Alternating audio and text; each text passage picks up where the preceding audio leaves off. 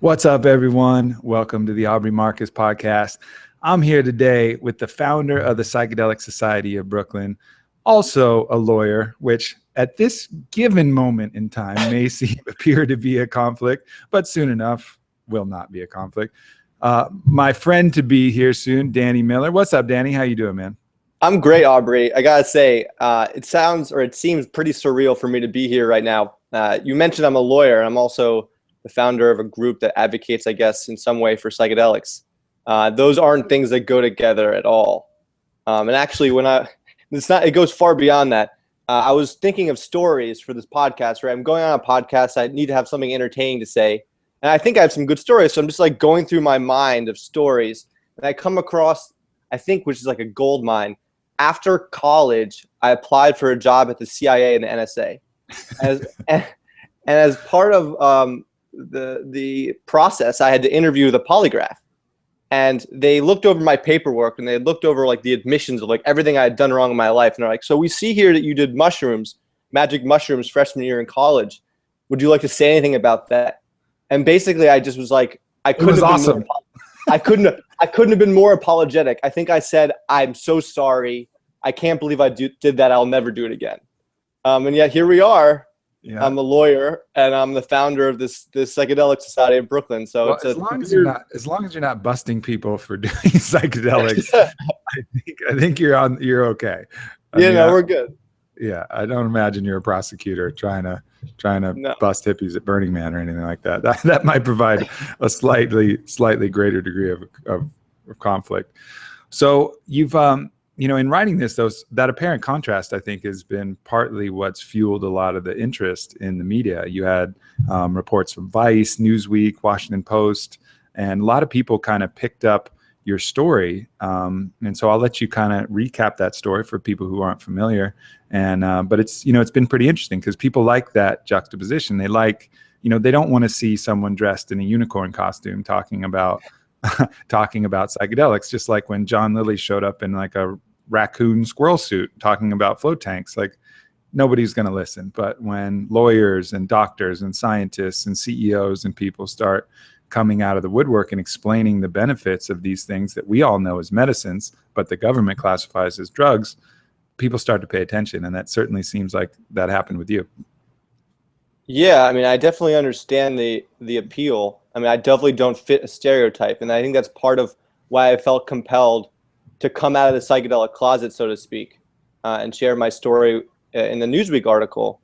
I think as part of any campaign, any social advocacy campaign, whether it's gay rights or civil rights, you need to present a story which doesn't necessarily reconcile with the opponent's rhetoric. When you look at gay rights advocacy, I think Senator Portman of Ohio reversed his position on gay marriage after his son came out of the closet, after his son admitted he was gay.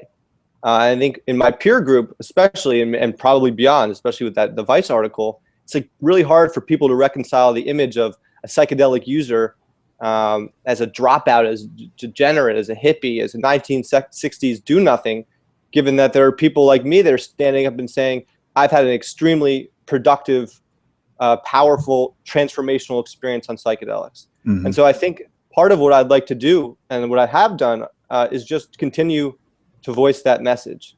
That's why I felt compelled to write the Newsweek article. I mean, I had probably, if I were to rank that, I was just thinking about this before I got on the podcast with you, if I had to rank the top 5 most important moments of my life, the first time I did LSD would be, it has to be the first, has to be number one out of everything that's ever happened to me. And I was just thinking about all the other amazing experiences I've had, like my first court case that I won, or like terrific like sexual experience with like my dream girl.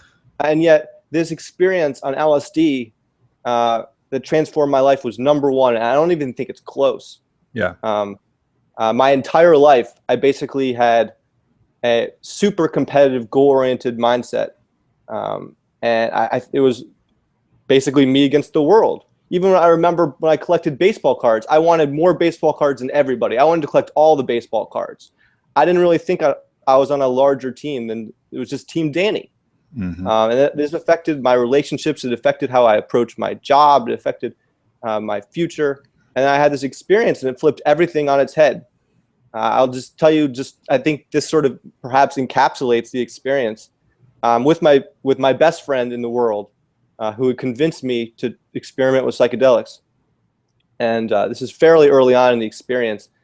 He's fond of saying that throughout my entire life, I would tell people that they were out of their depth. Like, you're out of your depth. You don't know what you're talking about. You're out of your depth. You're not politically enlightened. You're out of your depth. You don't know enough about sports or science. And I turn to him and I just say, I'm out of my depth. And it was just, I mean, it set the tone for an epic, I don't know, 8 to 24-hour experience. Wow.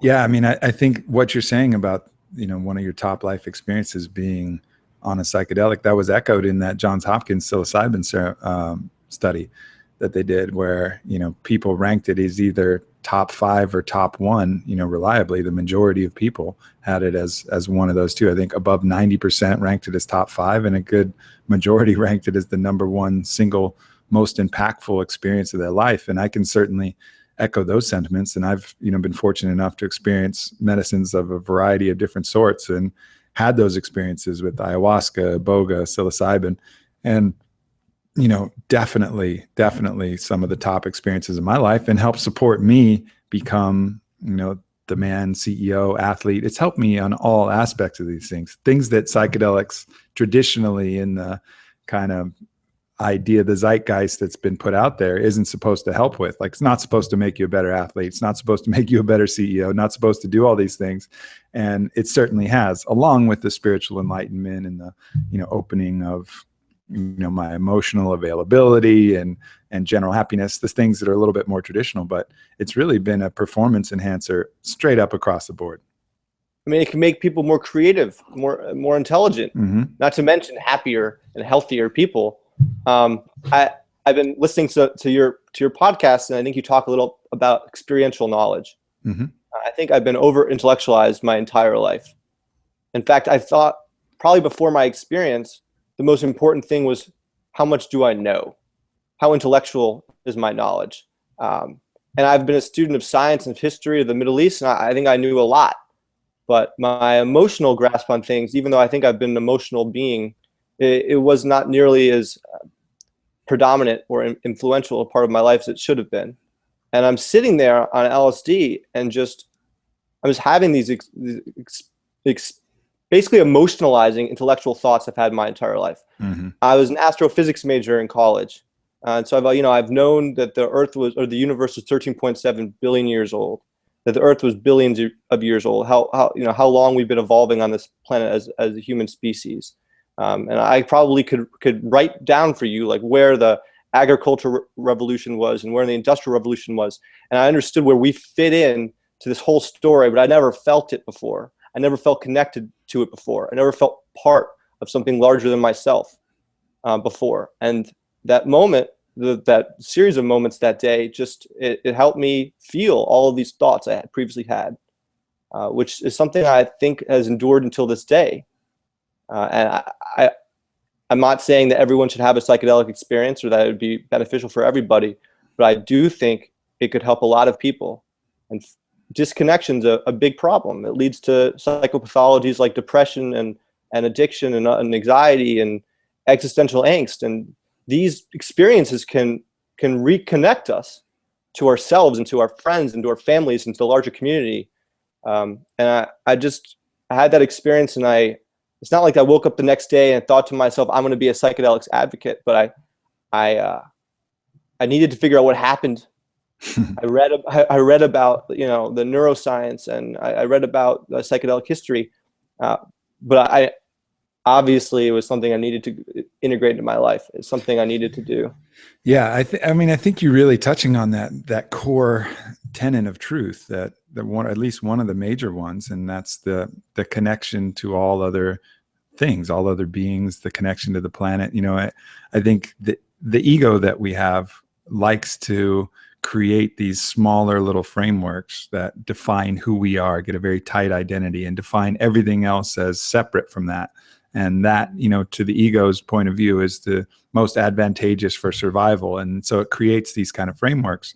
When you do something like psychedelics, and it really challenges that, and you start to realize, like, okay, well, I see where that aspect of myself was going with that, but that's also leading to all my anxiety, all the fears I have about things that are challenging that identity, all the fears and stress I have about all of these different things, and all the ways that I'm shut off from the available love and connection that you can get from other people, from the planet itself, from any variety of sources. And psychedelics reliably will get people to these core truths. And it doesn't matter in a lot of cases which one you do or who you are, very reliably you're going to come to some similar understandings. And that to me is science. When any variety of different individuals can take a variety of different substances and all come independently to the same truth, that's when I start to really think, all right, this is reproducible. This is something that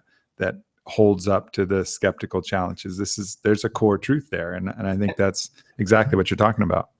We evolved, our brains evolved to experience these feelings, obviously. I was with my best friend and we were both atheists. He convinced me to be an atheist when I was 13 years old. I collected my bar mitzvah money and then basically he convinced me to stop being Jewish. And so he's been there during my spiritual evolution, I guess. But we're both super against the idea that there's some sort of deity out there. My dad, in fact, used to characterize me as like a militant or angry atheist. Mm-hmm. And yet I'm sitting there on the ground, my hands in the dirt. I'm just staring at it. And I'm saying one after the other for like an hour, these mystical sayings that have been associated with religion and spirituality for thousands of years. And my best friend's like not a Buddhist, but he's a practitioner of meditation. He studied the Hood mysticism scale and other measures of spirituality, and he just can't believe it. I mean, he tried psychedelics before, but he's never seen somebody say all of these things. And like a certain way, it helped me like understand that, yeah, sure, religion and spirituality, there's a lot of crap and bullshit that goes along with that, and it's been used to manipulate and control. But there is some truth that's inside of it, mm-hmm. that I had never really seen before. Yeah. I think that's one of the biggest issues is that, when all of that other stuff got layered on top of religion, most of the intelligent people around knew enough to discard, these religions, like, from all the major desert religions, when we sense that inherent bullshit that was involved in it. And I was the same way. I remember the turning point for me is I went to Italy and I went and visited the dungeons of the Inquisition in this small town. And I saw these horrific torture devices used in the name of God. And I was like, this is bullshit. Like this is the worst thing I've ever seen. And I also saw it played out. I went to high school in Texas. I saw so many people racked with guilt for these natural things. I mean, if you're a 15-year-old, 16-year-old dude, you're going to have sexual thoughts. Like, like forget about it. Like you shouldn't feel guilty about it. What unfair deity bullshit universe, would punish you for those things. And I saw these people suffering. So I was on a campaign. I remember I would read Christopher Hitchens. I would on purpose bring that book, God Is Not Great, to the airports and read it. Same with me. Yeah. Like read it high in the sky. Like, you want to talk to me about this? Like, let's go, let's talk about it.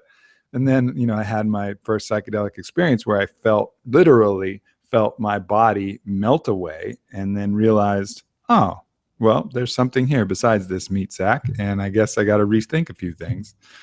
And then started to build my own experiential form of religion. And the farther I've gone, the more truths I've seen in these religions as you dive deeper and get beyond the dogma and start to recognize these core mystical truths that are in so many of them. I mean, I think you also touched on the idea that we're all sort of telling ourselves a story. And I think I'm still telling myself a story, but my story is just bigger than it used to be. My box is bigger than it used to be. It encompasses more other people's boxes. It's more inclusive. It's more connected. And I sort of struggle with the idea. I don't want to tell everybody they should do psychedelics because it's not for everybody, but sure. I had a special experience. And I think we need to have a conversation in society about the place of these drugs in our culture, in our society. And I think that's sort of what I want to do going forward. Yeah, that makes a lot of sense.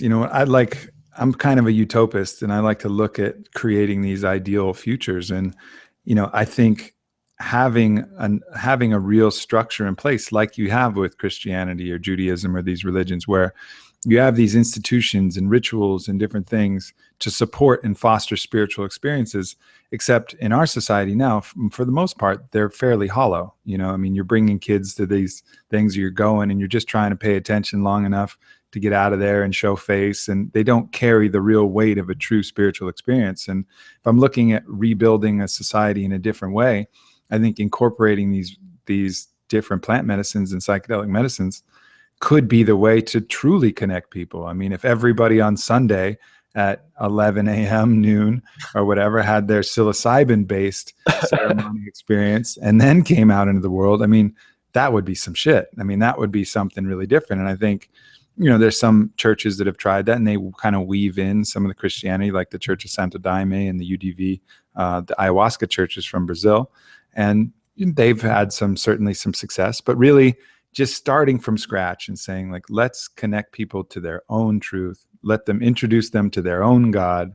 Like, let them find these truths themselves. And, that's the core of shamanism and how it differs from religion. Religion is, I'll tell you, trust me. Shamanism is, I'll show you. Don't trust me or not. You gotta find out for yourself. And I think that's, far and away the better way to go.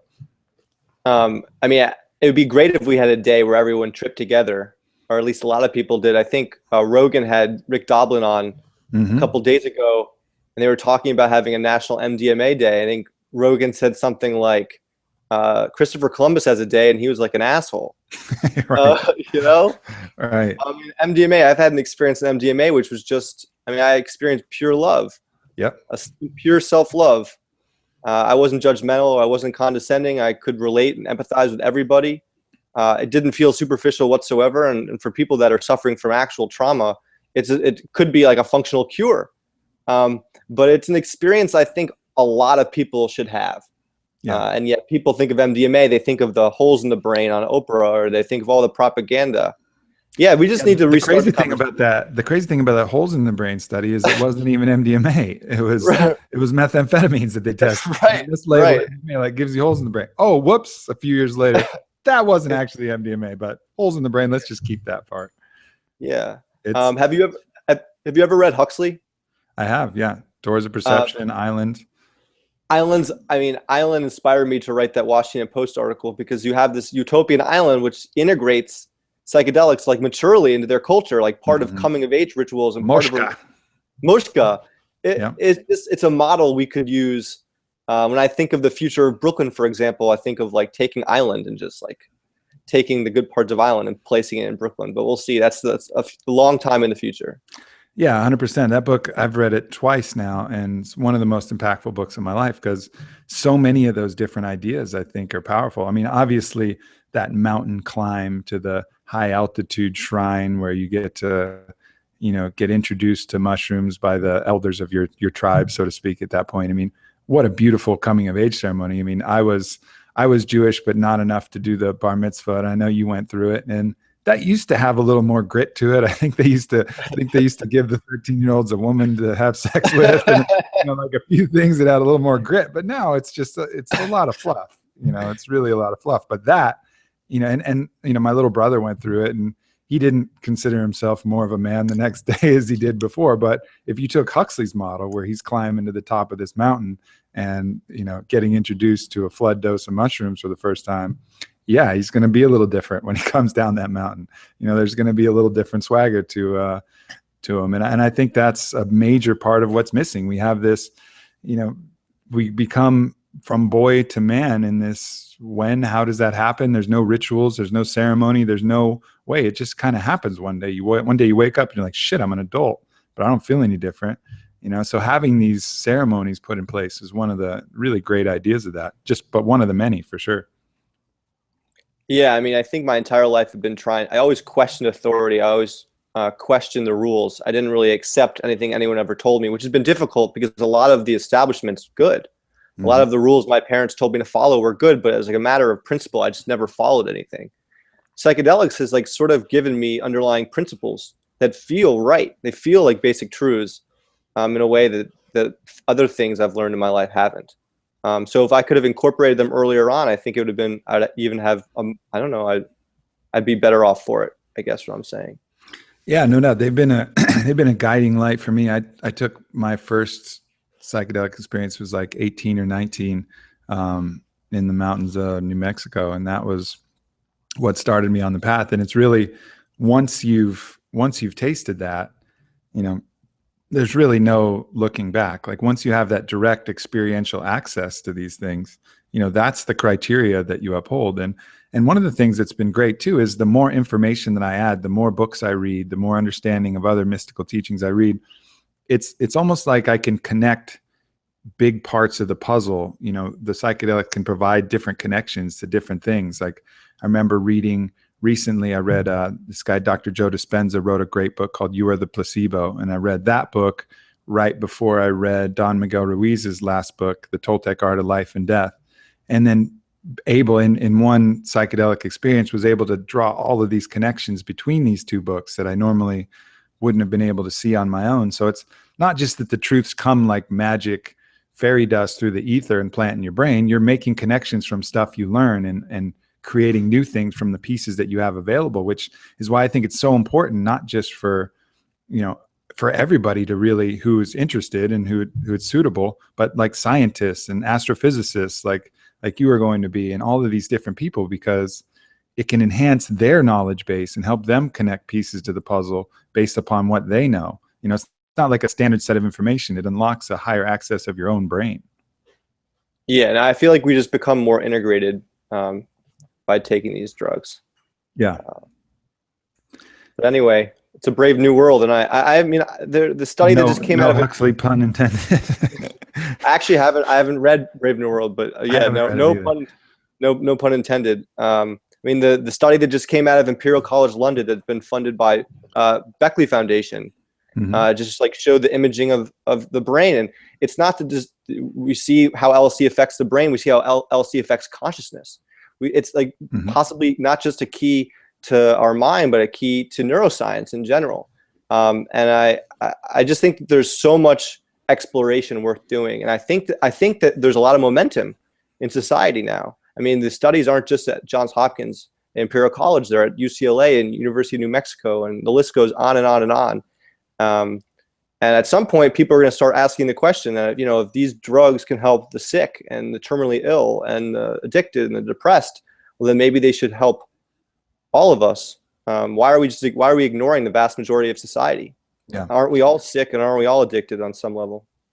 And that's a major paradigm shift as well. You know, I mean, looking at the body holistically instead of chasing down symptoms and in the process trampling around and creating new symptoms, which tends to be the pharmaceutical track, you know, which, you know, certain pharmaceuticals have great benefit and have saved, you know, countless lives, but a lot of them, you know, ignores some of these core principles of what is the cause, what is the very root cause of the sickness, you know, why is there this depression, and not everything is materialist reductionist, you know, some have to do with your consciousness, some have to do with patterns of thinking, and you know, these medicines tend to get to those core principles, which is why they have such a dramatic impact. But, you know, fortunately, I agree with you. I think now that we've let the cat out of the bag and these trials are ongoing, they're unstoppable. There's no way to interject anything else, you know, that can really stop them other than just massive hysteria and fear and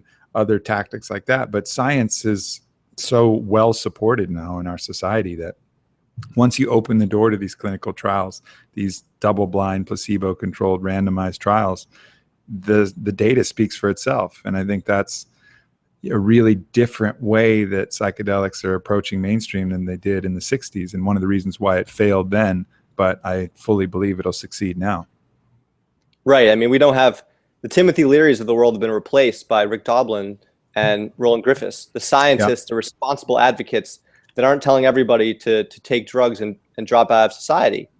And they're taking place in controlled settings. You know, I saw on Facebook the other day, LSD was trending, which to me was fascinating. I think it's probably the first time ever LSD was trending. And it wasn't because some fucking guy jumped off a bridge, allegedly because of LSD. It's because we've finally imaged what it does to your mind. And there's no putting this back in the bag. It's just a matter of time, and that just makes me really, really happy. We'll see if I can convince. Yeah. Yeah, I mean, you look out, and the world needs some massive help right now. And you look out at the allies and the tools that we have available. You know, and I was always a big gamer when I was growing up. Fortunately, the games weren't as good as they are now, because I think I would have never stopped being a gamer if they were as good as they are now. I don't know how the kids survived with all the tools they had. I mean, the games that I played when I was a kid sucked, and I still played them all the time. But it's like, you know, if you're trying to win the game and fix, you know, a lot of the problems, you have these incredible, all-powerful weapons that are just sitting on the shelf, and everybody's saying like, no, don't use those. Like, those are the ones that we need to use to, you know, to combat everything else that's going on now, all of the other pressures and things that we have to deal with. Those are the tools, some of the greatest tools that we have available. And I think, you know, pretty soon, you know, they're going to be taken off the shelf in a major way. I agree. So I think part of what we're doing with my group is, some of us think that sorry for a second, the future is inevitable, right? We should start planning for an eventual bureaucracy. Like, what will society look like? How can we plan for it? How can we envision it? How can we envision a post-prohibition future? And I have a friend of mine who was an architectural student, and his senior thesis was literally designing buildings for a post-prohibition world. Like, how would you design a building to facilitate tripping in a psychotherapist's office? How would you design a church for using DMT as the sacrament? How would you design design a funeral, or like a place of worship for a funeral where psychedelics were integrated into that experience? And I mean, there's so many different ways you can integrate these substances into different paradigms and different institutions, but you need to bring together the politicians and the engineers and the architects. And that's something that me and my friends are starting to do, at least we're thinking of starting a blog that will critically envision post-prohibition. I mean, I think that there's a whole future that's yet to be written, and we can start at least thinking about it. Oh, hell yeah. And I love that. It's exciting. It's exciting. Yeah, really totally. Exciting. That's awesome. I've only done that in my own fantasies, but it's killer to hear that you guys are already, you know, putting pen to paper on that kind of stuff, because, you know, I think there's a few things like that, like Alex Gray made his Chapel of Sacred Mirrors, and there's a few different things that are going along those lines. But on the large scale, yeah, I mean, could be so incredibly powerful. And actually, some of the structures that exist, like if you look at the patterns on a mosque, you know, they're so DMT. Yeah, right. I mean, that would be an amazing place to trip, but obviously right now it's frowned upon, as a lot of things would be probably. My dad was a Middle East peace negotiator, so he dealt a lot with the Israelis and Palestinians. I mean, that's an intractable societal problem. I'm not sure how you're going to solve it. Maybe you redesign the Dome of the Rock in Jerusalem and help Israelis and Palestinians to trip together. I don't know, but obviously there are a lot of novel ways you could use these substances. But I also think it's important that, in my mind, yes, the future is inevitable. It's just a matter of time. But public opinion, I mean, 10% of the people think LSD should be legalized, and the rest are completely against it. So it's important that as the science continues and it evolves and shows the therapeutic benefit of these substances, that the public opinion doesn't lag behind.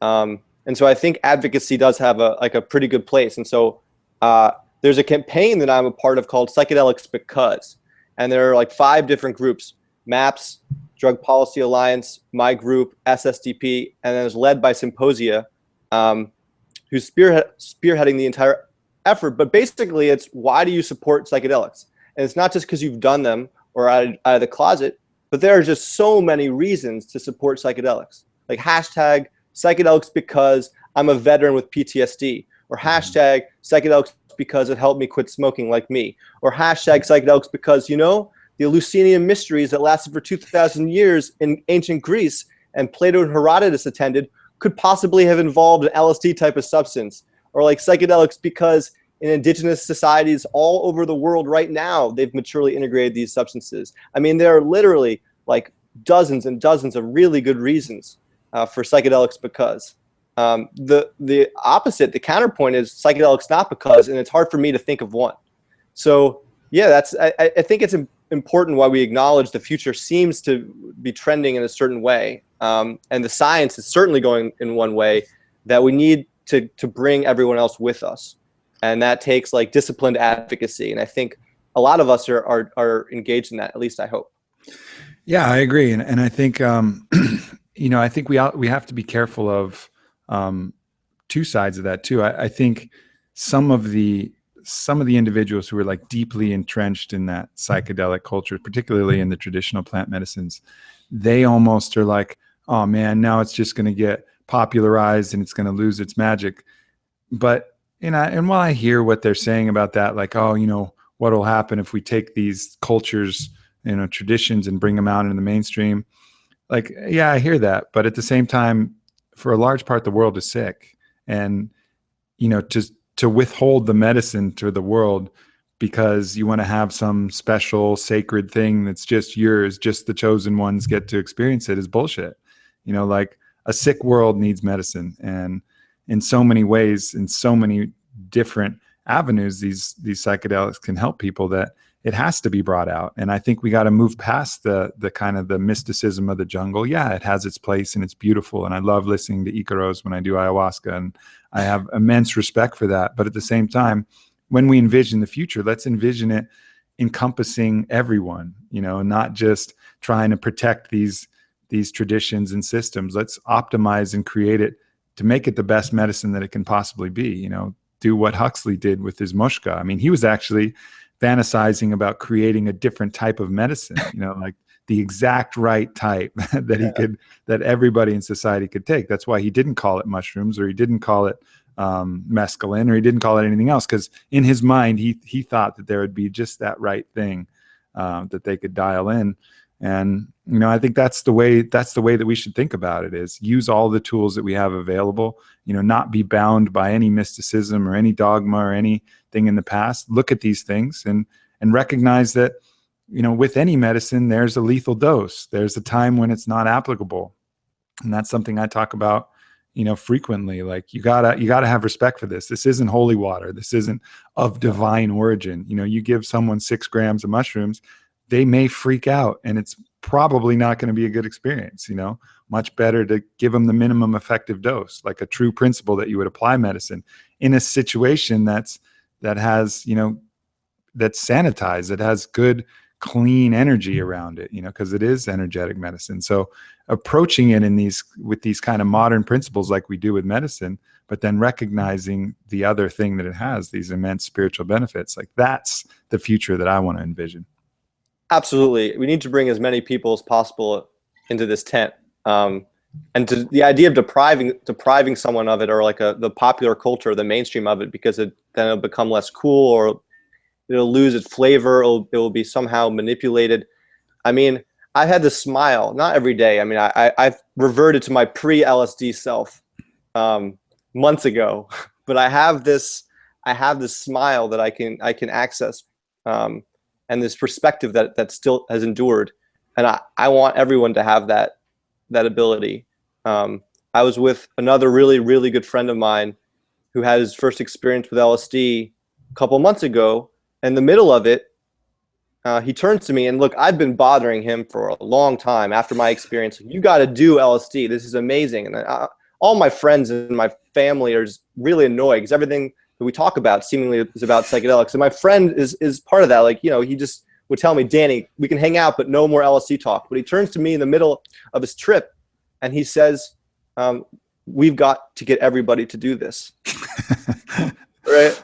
Which is funny, because that's like kind of what I'm trying to do. But it's like this recognition that he had in the middle, that this is like something unbelievable, something transformational. And he's having this wonderful experience with me. We shouldn't deprive anybody of it. We should it should be an option that people should have, and they should understand the costs and the benefits and the risks. I'm actually writing a piece right now about a how-to guide to avoid a bad trip, and I, frankly, kind of feel out of my depth and not experienced enough to write this. But I've interviewed some people. And yeah, these drugs are not to be trifled with. I remember during my first LSD trip, I turned to my best friend and I said, how many decades have passed? And like literally, I think decades have passed. And he just keeps pointing at Danny. He's pointing at the sun. He says, the sun hasn't moved. The sun hasn't moved, but I was terrified. I mean, these drugs can be terrifying. Sure. They bring up traumatic experiences, things we should deal with, but only in a certain environment. So yeah, the conversation just needs to be open, so we really are aware of all the good and the bad. Yeah, I actually I wrote an article about that, something similar that I published in my blog. I'll send it off to you that you can maybe snag some tidbits from for your article, because I think it's really important. And I think that kind of harm reduction model, I know a lot of different groups are out there doing that at festivals, and just having people with some sense about how to deal with these experiences when they go a little bit awry, and I end up getting a lot of calls late night from different people, because people know, like, shit, if something's going really wrong, who are they going to call and talk to about this? Not their parents. So I end up getting some of these calls, and it generally, I just say, oh, no worries. You're experiencing what I would call the classic. You think people are out to get you. You're freaking out a little bit. You got paranoia and fear. Like, don't worry. This is the classic. You'll get over it. It's all good. And you just kind of talk them through it. But just them knowing, like, oh, this is normal. Like, tons of people do this. It just kind of puts them at ease, because your mind can create all of these fantasies that are sometimes a little bit hard to sift from truth. But and that's where the experience of cultivating the right setting comes in, and the right dose, with the minimum effective dose in the right setting, similar to what, MAPS is doing, what these different people are doing on the trials. You can really dial in the experience to make it so that there's very little chance of things going awry. But even when you have everything right, I've been a part of a Wachuma ceremony where I watched someone go fairly unglued, and he ended up being fine and stayed there the retreat. But during that experience, he needed special attention, and that'll happen from time to time. And you have to have practitioners there that just know how to navigate those waters. And I think that's an important element as well. Absolutely. And I certainly don't know nearly enough. I'm still a learner. I mean, I had my first experience not that long ago, and I just think it's a constant learning experience. And it's not like you can ever get to a place where you're completely comfortable with these drugs, with these medicines. You should always have respect for them. I think because they will humble your ass. I remember a few times, the few times that I thought I had it figured out, I've just gotten crushed. It's remarkable. Like, I got this. I know what I'm doing. I remember I went into a mushroom ceremony, and it was like a really small dose. And I was like, I got this. It was like yawning and stretching. And it ended up being the most intense experience I've ever had, challenged me to the greatest depth. And I've done, iboga, these 36-hour intense psychedelics, and nothing was more challenging than this, like 1.2 grams of mushrooms. So, it's just, you got to be prepared and humble and there to surrender and learn and just have some respect for these things. Absolutely. Do you mind if I give some shout outs? I know this is not even near the end maybe, but I feel compelled. Please. My group, I got to say, one of the happiest things about starting this group for me there have been people that I feel have been in the closet. They haven't been able to express themselves in a certain way. And this group has like created a safe space where they could come together and talk about their experiences. They could talk about what they've learned and what they've written. I have a friend who is a retired librarian who wrote his PhD thesis in philosophy on a related topic. But because of the time period that he studied this, he didn't really have an opportunity to utilize those skills. This was after the 60s when these drugs were just basically put back into the box. They were prohibited. There was no study, either academic or scientific, and we're coming together and writing about this together. And it's helped him find his intellectual groove. I have another friend, Colin Pugh, who designed the logo for our group, and it's like all these people with creative energies that care about this topic that didn't used to have a way to express themselves, now have that way. I have a friend, Noah Potter, who's a lawyer like me, who I guess has wanted to advocate for psychedelics for a very long time, for like 15 years, but didn't have any avenue to do so because there just wasn't in vogue. There was no opportunity. There was no space in society. and he came up with the hashtag psychedelics because. So it's like there are all these people, whether or not they've had experiences or not, for whatever reason, they are passionate about psychedelics, and they want to help create a future world where psychedelics can benefit people. And there's now this opportunity in society. Society is saying, we value your opinion. Like, we value your creativity. We value your science. We value your intellect. And that just makes me really happy, because when their talent or skill sets go to waste, it's sad. Sure. They don't self-actualize. That's a root cause of a lot of suffering. People are put into roles that society tells them they should do, and they don't have the insight or courage or whatever it may be to find out what their truest calling is, what their win at life is, and express that to the fullest. And instead, they go to their doctor complaining, I'm unhappy, and then you get pills which numb it but don't fix it, and then it creates this cascade. Whereas if you're expressing your force to the utmost ability, if you're the wind that moves your particular type of tall grass, and you're actualizing what your potential is, that's the sheerest path to happiness that I know. And I think that's something that all of these things and this open conversation can support. I mean, when you smash down ideas, whether it's through religion or through dogma or through policy, it has a larger effect than just the microcosm of what you're dealing with. And I think even just allowing people to talk about these things that freely that they haven't been able to talk about can have a huge benefit. So I applaud you for what you're doing. I think there should be more like it. Is there any way that other individuals who are interested could form their own psychedelic societies of their own cities? Have you guys looked at having different chapters? Right. So that's actually something that some people are considering, like having a national psychedelic society that would serve as like a model for others to follow. But what's extraordinary is that, so my group is not the first group. There have been many before it that just for whatever reason haven't gotten any press. But there's a Psychedelic Society of San Francisco. There's a Psychedelic Society of Atlanta.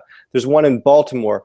The Symposia. There's countless groups, and there are more forming, because you have people like me that have these experiences and just want to do something about it.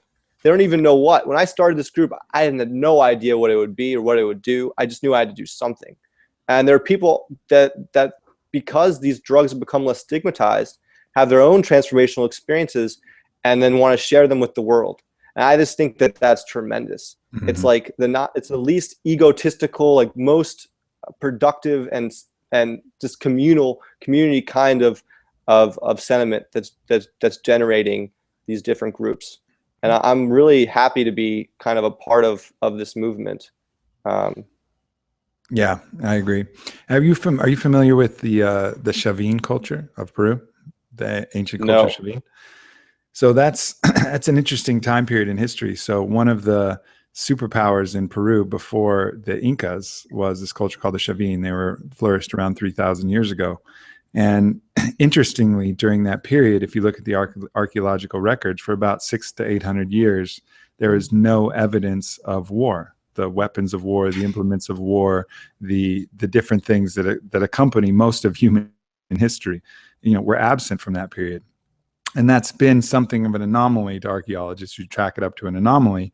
But coinciding with that, Chavin had a policy where they served the sacrament Wachuma, which is San Pedro, which is very much like an MDMA-like serotonergic, heart-opening psychedelic medicine, to all pilgrims, all comers in the region. You could bring a gift if you wanted. You didn't have to. Anybody could participate in these massive ceremonies that they would have around the Lanzón, which is like their spiritual antenna. And they would provide these ceremonies and sacraments for anybody who came. And war just disappeared from the region. Everybody who came could experience this.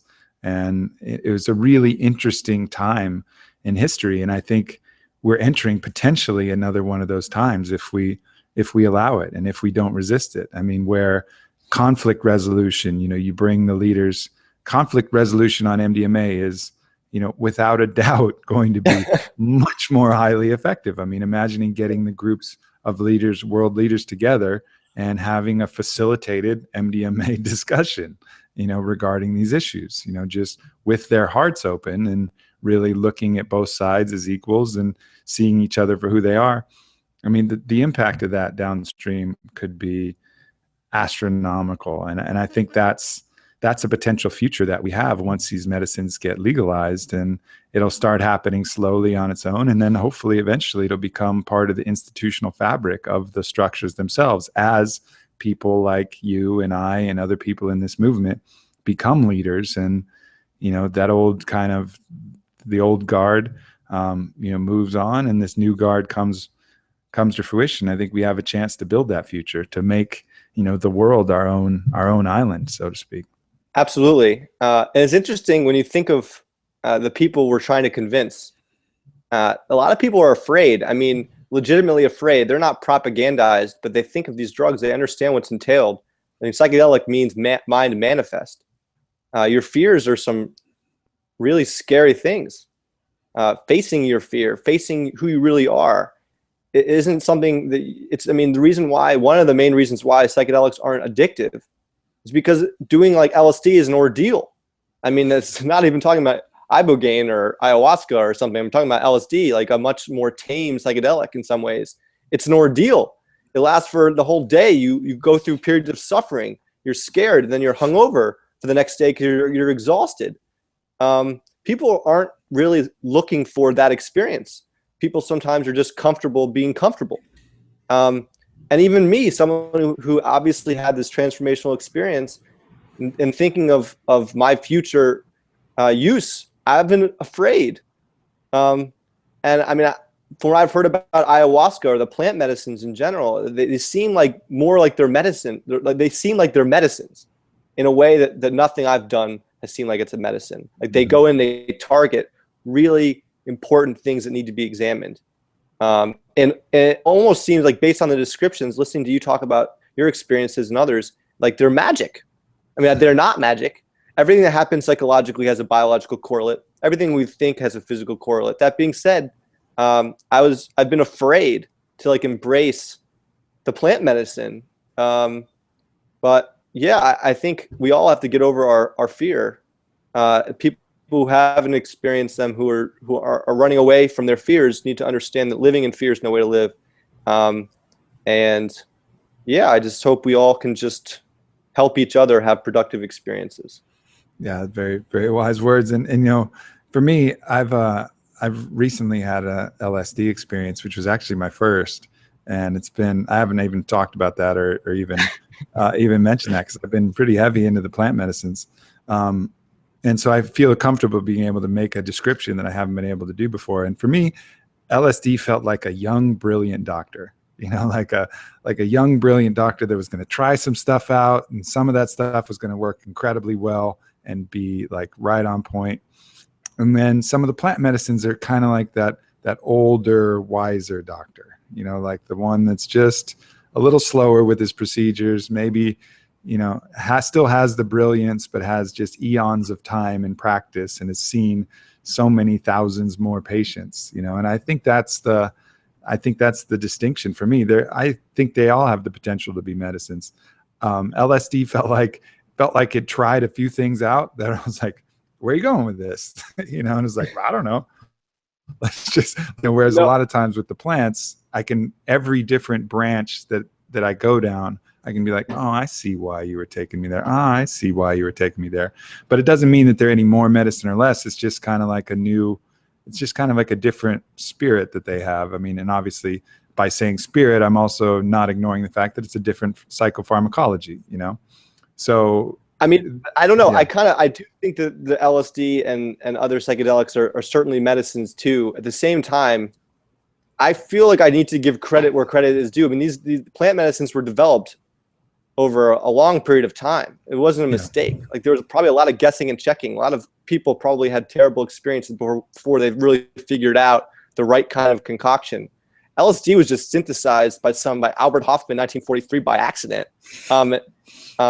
It's an incredible tool, but it can be certainly disruptive. In fact, the day after my experience, I was recently talking to my best friend, and my best friend said, that I thought that experience was incredibly disruptive for you. And I mean, in some ways it was. Like I was on some equilibrium, and the experience knocked me the fuck off of it. I was talking to my good friend who had first experience in LSD, and he compared it to playing Jenga, and how you can like move the different pieces around. You know, like you can move, your mind gets really flexible. Well, my LSD experience was like someone just knocked the whole Jenga set over, and I got to start over again. So that seemed like less of a medicine. It was certainly productive and transformational, but ayahuasca and the other plant medicines I've heard about seem like they're much more intentioned. Like someone almost figured out how to do this and integrate it to.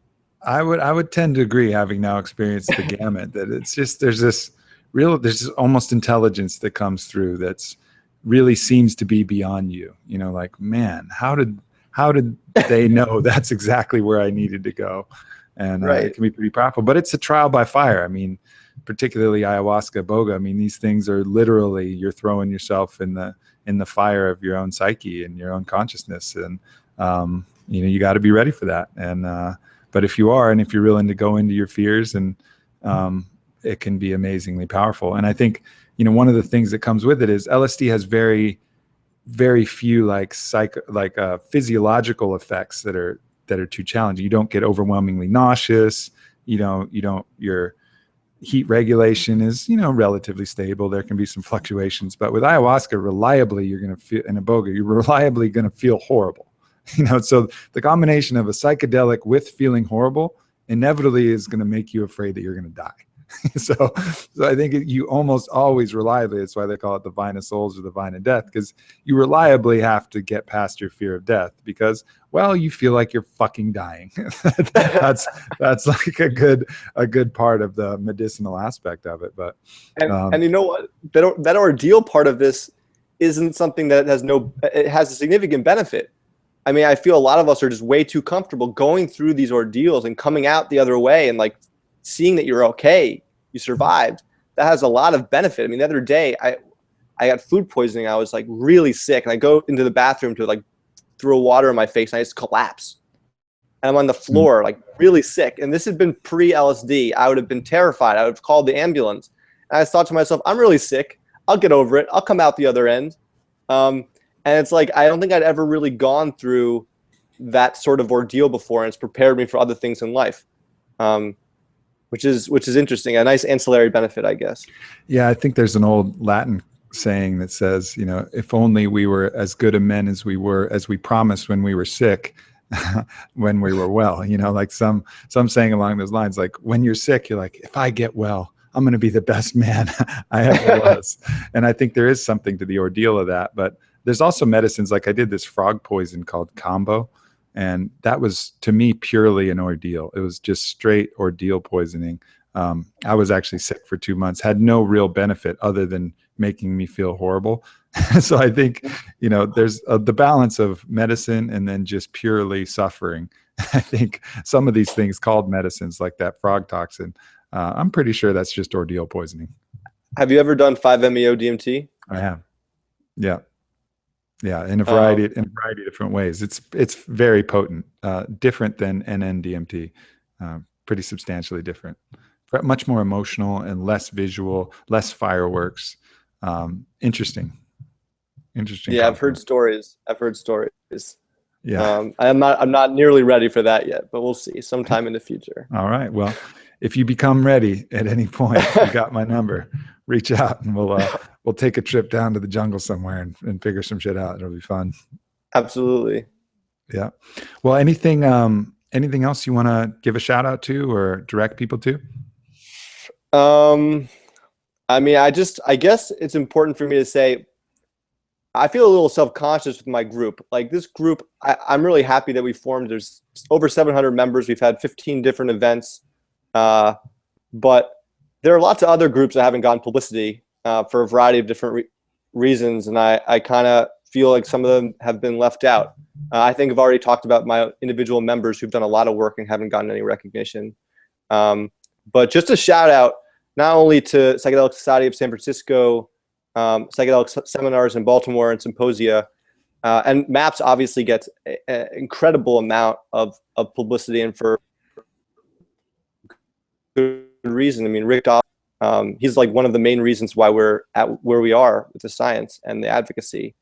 And I'm just happy to be alongside all these other people that have been working hard for a very long time and toiling in obscurity for a very long time to get to where we are right now. And I can't wait for the future, and I hope to be a productive part of it. Beautiful. I think you already are, my friend. It's been great to meet you and hang out. Thanks for coming on this podcast. It was awesome. Yeah, definitely, Aubrey. Thanks for having me on. Yeah, for sure. I'll look you up when I'm heading to New York next time, and we'll definitely link up for some coffee. Absolutely. Have a good weekend. All right, you too. Take care, Danny. See ya.